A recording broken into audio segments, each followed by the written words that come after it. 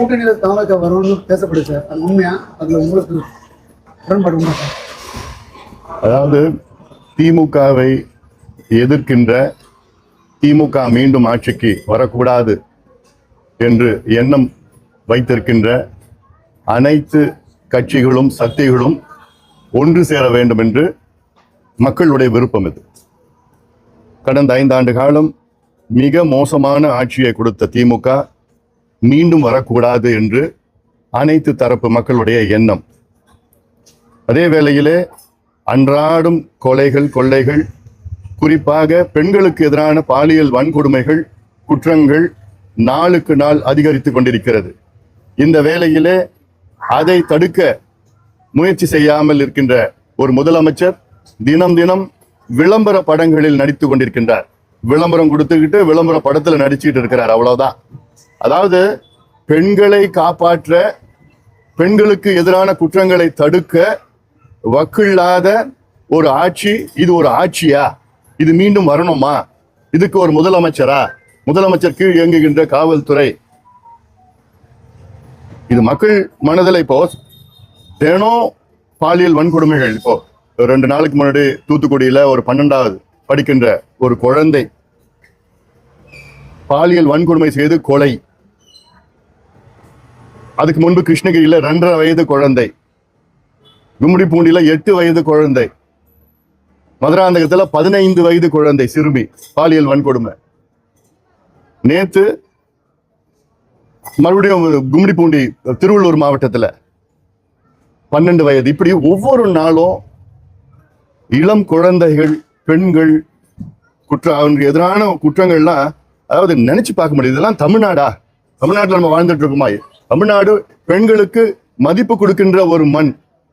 இந்த மண்ணில் இவ்வளோ குற்றங்கள் நடந்து கொண்டிருக்கிறது. அதை வேடிக்கை பார்த்து கொண்டிருக்கின்ற ஒரு முதலமைச்சர் அவருடைய முழு வேலை விளம்பரம் கொடுத்துட்டு இருக்கிறார். விளம்பர படத்துல தினம் நடிச்சிட்டு இருக்கிறார். விளம்பர காட்சியில நடத்திட்டு இருக்கிறார். தமிழ்நாடு ஒளிர்கிறது, தமிழ்நாடு மிளிர்கிறது. எங்க ஒளிர்கிறது, மிளிர்கிறது? தமிழ்நாடு அழிந்து கொண்டிருக்கிறது. கஞ்சா பிடியிலையும் மது பிடியிலையும் அந்த குற்றவாளிகள், கஞ்சா விற்கிறவங்க, போதைப் பொருட்கள் பயன்படுத்துகின்ற ஒரு மாநிலமா மாறிட்டு சின்ன பின்னமாக. இவ்வளோ குற்றங்களுக்கு காரணம் ஒரு பக்கம் மது, ஒரு பக்கம் கஞ்சா போன்ற கொடூரமான போதைப் பொருட்கள். அதனாலதான் நான் சொல்றேன், திமுக மீண்டும் வரக்கூடாது. அந்த எண்ணம் வைத்திருக்கின்ற அனைத்து சக்திகளும், அனைத்து கட்சிகளும் ஒன்று சேர்ந்தால் இது தமிழ்நாட்டுக்கு நல்லது. கொள்கை எதிரின்னு சொல்லிட்ட பிறகு தேர்தலில் வந்து கொள்கை பார்க்க தேவையில்லைன்னு நிலைப்பாடு. இப்போ திமுகவுக்கும் காங்கிரஸுக்கும் என்ன கொள்கை இருக்கு? காங்கிரஸுக்கும் மதிமுகவுக்கும் என்ன கொள்கை இருக்கு? வித்தியாசம் இருக்கு. என்ன கொள்கை ஒற்றுமை இருக்கு? விடுதலை சிறுத்தைக்கும் காங்கிரஸுக்கும் என்ன கொள்கை ஒற்றுமை இருக்கு? இதே காங்கிரஸும் கம்யூனிஸ்டும் கேரளாவில் அடிச்சுக்கிறாங்க. தமிழ்நாட்டில் இதே காங்கிரஸும் கம்யூனிஸ்டும் ஒன்னா சேர்றாங்க. மத்தியில் காங்கிரஸும் கம்யூனிஸ்டும் ஒன்னா இருக்கிறாங்க. இதுல என்ன கொள்கை இருக்கு? தமிழ்நாட்டை காப்பாற்றணும். தமிழ்நாடுக்கு ஆபத்து வந்திருக்கிறது. திமுக என்ற கட்சி மீது மிகுந்த கோபத்தில் இருக்கின்ற மக்கள், திமுகவால் தமிழ்நாட்டுக்கு நீ ஆபத்து, பேராபத்து. தமிழ்நாட்டுடைய பெண்களுக்கு ஆபத்து இன்னைக்கு திமுகவால. அதுல இருந்து காப்பாற்றணும்னா எல்லாம் ஒன்னா சேர்ந்தாதான் பண்ண முடியும். அதனால ஒருமித்த கருத்து, இது ஒருமித்த கொள்கை கிடையாது. ஒருமித்த கருத்து உள்ள கட்சிகள், இயக்கங்கள்ல வந்ததுன்னா தப்பு கிடையாது. அது மக்களும் அதான் விரும்புறாங்க. போதைப் பொருள் பயன்பாடு வந்து இந்தியா முழுக்க இருக்க தீர்க்க முடியாத பிரச்சனை இருக்கு சார். தமிழ்நாட்டை மட்டும் நம்ம தனித்து பார்க்க முடியுமா? அதாவது போதை புழக்கம் வந்து காலங்காலமா அங்கங்க இங்க ஒன்று அங்க ஒன்று இருந்துட்டு இருந்தது. அது ஊடகங்கள் உங்களுக்கு தான் அதிகமா தெரியும். ஒரு காலத்துல சென்னை பெரிய பெரிய மாநகரத்துல எங்கேயாவது ஒரு இடத்துல ஏதோ ஒரு சந்துல இருந்து எங்கேயாவது வித்துட்டு இருப்பாங்க. இப்போ போதைனா நான் சொல்றது வெறும் கஞ்சா சொல்ல, காக்கேன், ஹெரோயின், அபின், எல்எஸ்டி, ஃபென்டனைல், மித்தைலாம்ஃபெட்டமைன் போன்ற அமெரிக்காவிலையும் ஐரோப்பாவிலும் என்ன போதை பொருட்கள் விற்கிறாங்களோ அத்தனையும் தமிழ்நாட்டில் நகரத்துல மட்டும் இல்ல, குக்கிராமங்கள்ல தெருவில் வித்துட்டு இருக்கிறாங்க, கிராமத்துல வித்துட்டு இருக்கிறாங்க, பள்ளிக்கூடம் வாசல்ல, கல்லூரி வாசல்ல வித்துட்டு இருக்கிறாங்க, சரளமா வித்துட்டு இருக்கிறாங்க. அதை தடுக்க துப்பில்லாத ஒரு முதலமைச்சர், ஒரு ஆட்சி தேவையா? இந்த போதைப் பொருட்கள் பயன்படுத்தி தான் மனித மிருகங்களாக மாறிட்டு இருக்கிறாங்க. அது மாறிட்டதாலதான் யாரு குழந்தையா, மூதாட்டியா, யாரு எதுன்னு தெரியாம அப்படி அந்த அளவுக்கு வெறித்தனமான நம்முடைய பெண்களை பாலியல் வன்கொடுமை செய்து கொண்டிருக்கின்ற ஒரு சூழல். கடந்த 5 ஆண்டு காலத்துல மட்டும் தமிழ்நாட்டில் 22 லட்சம் கிலோ கஞ்சா வணிகம் செய்யப்பட்டிருக்கிறது. 5 ஆண்டு காலத்தில் 22 லட்சம் கிலோ, 2200 டன் கஞ்சா வணிகம் செய்யப்பட்டிருக்கிறது. கஞ்சாவை விட இன்னும் மோசமான பொருட்கள் வித்துட்டு இருக்கிறாங்க. அதெல்லாம் கவனம் செலுத்தல முதலமைச்சர். தமிழ்நாடு ஒளிர்கிறது, மிளிர்கிறது, தமிழ்நாட்டில் எல்லாம் சந்தோஷமா இருக்கிறாங்க. என்ன சந்தோஷம்? நீங்க என்ன பண்ணீங்க? முதல்ல தமிழ்நாடு மக்கள் சந்தோஷமா இருக்கிறதுக்கு கடனை வாங்கி கடனை கட்டுறீங்க, கடனை வாங்கி வட்டியை கட்டுறீங்க. இது ஒரு நிர்வாகமா? இது ஒரு திறமையா?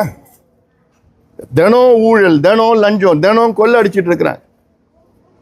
நெடுஞ்சாலைத்துறையில தான் அதிக லஞ்சம், அதிக ஊழல் நடக்குது. நெடுஞ்சாலைத்துறை ஒரு சிஇ நெடுஞ்சாலைத்துறையில அவர் அப்படியே ரீட்டைன் பண்ணணும். அவருக்கு ஒரு பண்ணணும்னா அது 25 கோடி 30 கோடி டிரான்ஸ்ஃபர்னா 20 கோடி 15 கோடி ஒவ்வொரு பொறுப்புக்கும் டிரான்ஸ்ஃபர். நினைச்சு பாருங்க, அவ்வளோ கொள்ளை அடிச்சிட்டு இருக்கு நெடுஞ்சாலைத்துறையில. ஒரு டெண்டருக்கு பார்த்தா 20%, 20%ல 12% மேல் எடுத்துக்கா, 8% அவங்களுக்கு. இப்படியெல்லாம் கொள்ளை அடிச்சுக்கிட்டு நாசப்படுத்தி இதை பற்றி திமுக பணத்தை மட்டும்தான் நம்பி இருக்கு. எதுக்கு உங்களுக்கு நீங்க செய்த சாதனை? எதுக்கு உங்களுக்கு 24 கட்சி 30 கட்சி 40 கட்சி கூட்டணி? உங்களுக்கு இந்த சாதனையை வச்சுக்கிட்டு நீங்க மறுபடியும் ஆட்சிக்கு வரலாமே. என்ன நீங்க சாதனை பண்ணீங்க? ஒன்றும் கிடையாது. சொல்றதுக்கு ஒண்ணுமே கிடையாது. பயத்துல இருக்கிறாங்க. எங்க கூட்டணி மிகுந்த பலத்துடன் இருக்கின்ற கூட்டணி, அதிமுக தலைமையிலான கூட்டணி. உறுதியா நாங்க வெற்றி பெற போறோம். இன்னும் சில மற்ற கட்சிகள்லாம் வந்ததுன்னா திமுக எதிர்கட்சி வரிசையில் கூட இருக்கக்கூடாது. அதுதான் நடக்கும், அதான் நடக்கணும். மக்களுடைய எண்ணமும் அதுதான். நன்றி. பேச்சுவார்த்தை நடந்துட்டு இருக்கு.